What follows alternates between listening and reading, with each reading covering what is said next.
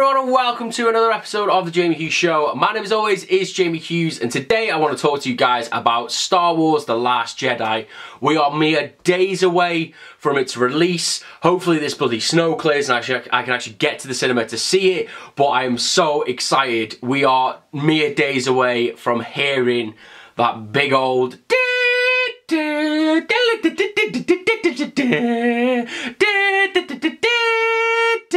and I'll have to stop you there in case I get done with a copyright strike. So I wanted to talk to you guys today about The Last Jedi and what I really want to see and the burning questions I have and the stories and the backstories I want to be explored. Now I did this a couple of months ago when they released that they were working on possibly a new origin story for the Joker. So if you want to check that out then click the link above my head now. But let's jump into it. Let's talk about what I really want to see in Star Wars The Last Jedi. And one of the most important things for me that I think needs to be explored is the backstory of essentially where Luke has been for the past 10 or 15 years or so. Now we know that the Empire fell, he was training Jedi, a Jedi turned against him who we believe.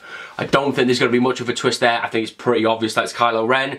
And then he went off and just kind of sat on this Jedi island for, as I say, roughly about 10 years or so. So it'd be really nice to kind of see the little bit of backstory and actually see Kylo Ren turning on him and betraying the Jedi in a sense, and him turning to the Knights of Ren and seeing their backstory and just kind of, I know it's pretty obvious what's happened, but I just think there's a really nice bit of scope for some real relationship development between those two characters, because you kind of you can build up the hatred that will be there rather than just having them on screen together, which I assume is going to happen at some point in The Last Jedi. I don't know whether that's actually going to happen or not, but you would assume that they are going to meet at some point. And I think having a little bit of backstory to both characters and their relationship together will really kind of add to that emotional depth that I think they are definitely playing on with this new saga. And next up, without a doubt, I think we definitely need more Captain Phasma. I think that was one of my very few criticisms of The Force Awakens, is that her role seemed significantly, I can't say that bloody word, significantly reduced. And I think she definitely needs to be more prominent. It does look like it's going that way from what we've seen from the trailers. But yeah, just more Captain Phasma. We kind of need to see her kind of take that almost, not Boba Fett, but kind of Boba Fett meets General Hux role, like in The Force Awakens, where she, you know, she talks back to Kylo Ren and she does have kind of some power. She needs to have some role of importance rather than just kind of being the kind of I know she's a bounty hunter within a sense, but you know what I mean, like she has to have a purpose. She is a captain, she is a leader, and we need to see that from her in The Last Jedi. We need to see her step up and become Kylo Ren's right-hand man within a sense, her proper generalissimo. Now these next 2 points I've clubbed together because for me, they're not totally important, and I think even if we just get teases of them, I will be satisfied, and that is that we get teased about Snoke's identity, if he does have a secret identity, and also Rey's parentage. I think that is obviously playing a huge role in this saga going forward. And again, but I'd be, like with Rey's parentage, I'd be happy if we just got teasers of it. We didn't actually get anything until episode 9, because I do think you do run that risk of kind of people then being negative about this film, saying it again, it's just kind of a little bit of an updated version of Empire, which you know, they want to try and still clear off, because again, there was some criticisms of that with The Force Awakens.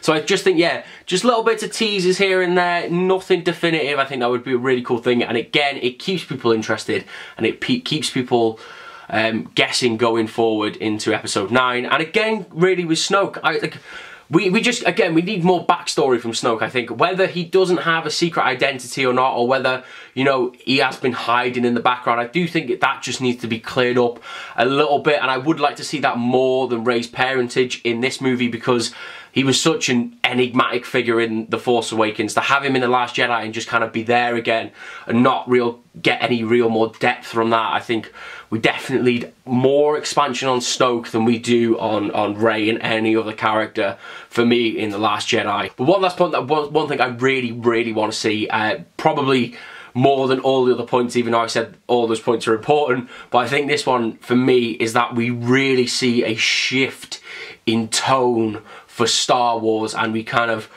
relay the foundations of Star Wars with this movie, because this is not a criticism, and when I was writing this, I didn't want this to come across as I was being negative, but you know, they are quite light films within a sense. I know, again, that they kind of set the tone a little bit. The Last Jedi was a little bit darker, but you know, Star Wars does have that tendency to be a little bit camp in places, you know, especially the originals, but it's just kind of a sign of the times, I guess. But I think with Empire, and from the early reactions that I've seen, I've not seen any reviews or anything of it, but just from the early reactions from the premiere, it does say that this movie does take a lot of a more darker stance, and I think that's really what Star Wars needed. It needed that shot on the arm just to cement itself as more of not a serious franchise, because that sounds like I'm belittling it, but in a storyline sense, I think having it really dark and just, you know,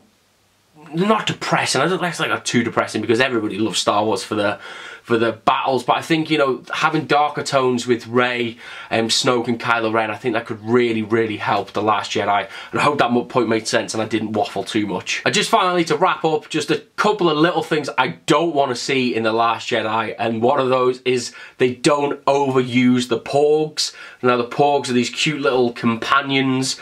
Apparently they live on the island with Luke, but they do, from what we've seen, make it into the story a little bit further on, because we've seen them in the Millennium Falcon with Chewie. Now, they can't force Porgs down our throats as a marketing tool. As cute as they look, we can't have another Jar Jar Binks on our hands with them forcing Porgs down our throats. So please don't do that, Rian Johnson and Star Wars, because you're walking on thin ice there, I think, a little bit. And another thing is that I really hope, if it does happen and we have the meeting with Kylo Ren and Luke, is that he doesn't just die in the same way that Obi-Wan did in A New Hope, and he just doesn't like let himself die for the greater good and all that sort of stuff, because then I do think you start getting a lot of criticisms, and I think that could damage the film a little bit, because it does give people a chance to fire back and say, well, they're just copying the original saga. So I don't want that to see to happen. But this is in no way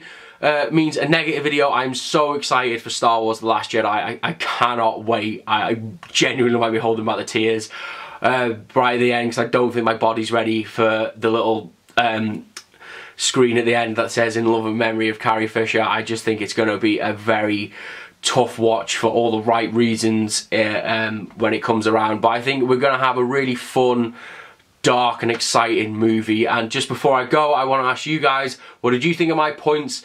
And as always, let me know what you would love to see in Star Wars The Last Jedi. What do you want to see be explored? Is there any points I've missed out? As I say, these were just my initial thoughts after watching The Force Awakens a couple of years ago. They were the first things I thought about when I left the cinema, so they're just my thoughts. Let me know yours as always down in the comments below. And if you did enjoy this video, then why not subscribe to keep up to date with all my latest movie news and reviews. And as always, give it a like, because it just lets me know that you're enjoying this type of content. Can't believe how well I did that. It was one take. Awesome. So I will see you in the very next episode of The Jamie Hughes Show. Ta-ra!